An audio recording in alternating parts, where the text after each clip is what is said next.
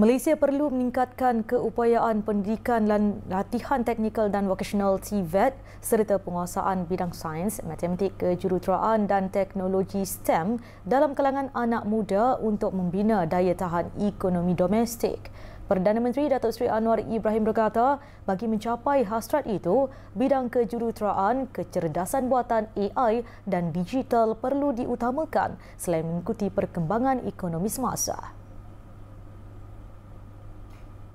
Jadi insya-Allah kita bina apa yang disebut domestic economic resilience.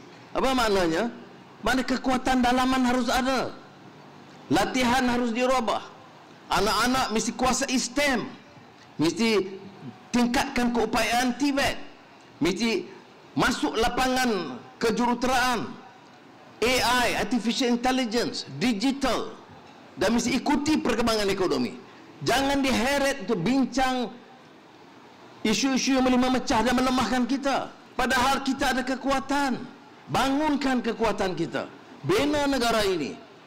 Dan fikir masa depan negara ini. 10 tahun lagi, 20 tahun lagi, ke mana nak dibawa rakyat, anak-anak muda kita. Nak kekal tahap ini, gaduh soal-soal kaum, soal-soal tafsiran, ataupun angkat martabat. Supaya sama-sama kita menjadi sebahagian daripada negara yang maju dan sanggup menangani ujian semasa.